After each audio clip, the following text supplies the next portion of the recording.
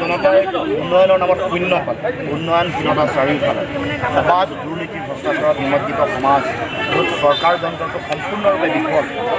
তাৰ উপৰিও বিভিন্ন ধৰণৰ জাতীয় সংকট, বিশেষকৈ ভাষিক সাংস্কৃতিক যিবোৰ সংকট, এইবোৰো ভয়াৱহ ৰূপ ল'লে। আৰু এই গোটেই কথাবোৰত চৰকাৰখন নিৰাপত্তা দিয়াত চূড়ান্তভাৱে ব্যৰ্থ হৈছিল। বিজেপি দলটোৱে গা জাপি দিয়াৰ পিছত আমাৰ ৰাজনৈতিক সামাজিক ব্যৱস্থা তেনেকুৱা ভয়াৱহ সংকটৰ দিশলৈ ঠেলি দিলে যে অসমৰ জনগণে এটা ৰাজনৈতিকভাৱে ইয়াৰ পৰা উদ্ধাৰ হোৱাৰ চিন্তা চৰ্চা কৰি এই জাতীয়তাবাদৰ পতাকাৰ একত্ৰিত হৈছে। আৰু একৈছত আমি সেইকাৰণে ভাবোঁ যে অসমৰ ৰাইজে যিহেতু মন বান্ধিছে, চাৰিওফালে ৰাইজৰ উৎসাহ উদ্দীপনা আমি দেখিছোঁ, সকলোৱে নিজৰ অসমৰ সুৰক্ষিত ভৱিষ্যতৰ কাৰণে, অসমৰ সামগ্ৰিক উন্নয়নৰ কাৰণে, অসমৰ সকলো প্ৰতিটো স্তৰ, ছাত্ৰ ছাত্ৰী, যুৱক যুৱতী, মহিলা, বৃদ্ধ সকলোৰে ভাল ভৱিষ্যতৰ কাৰণে এখন সুৰক্ষিত অসম আৰু এখন উন্নয়নৰ অসম ৰাইজে বিচাৰিছে। আৰু আমি সেই চিন্তাৰে সমাজখনক আগবঢ়াই লৈ যাব খুজিছোঁ।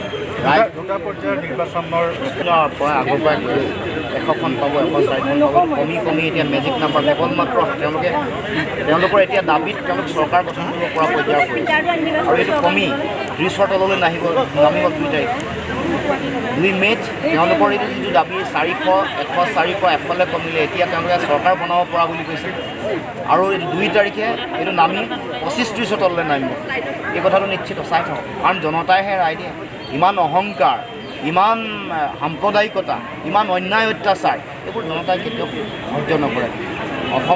অসমত সুস্থ শক্তিশালী গণতন্ত্ৰ প্ৰতিষ্ঠা কৰিব, গণতান্ত্ৰিক ঐতিহ্য, গণতান্ত্ৰিক যিটো চৰিত্ৰ, সংবিধানগত যিবোৰ অধিকাৰ আৰু চৰিত্ৰ, এইবোৰ সুৰক্ষিত কৰাৰ দায়িত্ব জনগণৰ, ৰাইজৰ।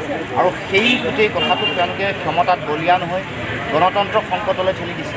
তাৰ লগে লগে গণতান্ত্ৰিক যিটো পৰম্পৰা, ঐতিহ্য, এইবোৰ ধ্বংস কৰিছে। এমূৰৰ পৰা মানুহৰ জনতাৰ কণ্ঠ তেওঁলোকে বন্ধ কৰিছে, সাম্প্ৰদায়িকতাৰ পৰিৱেশ দিছে।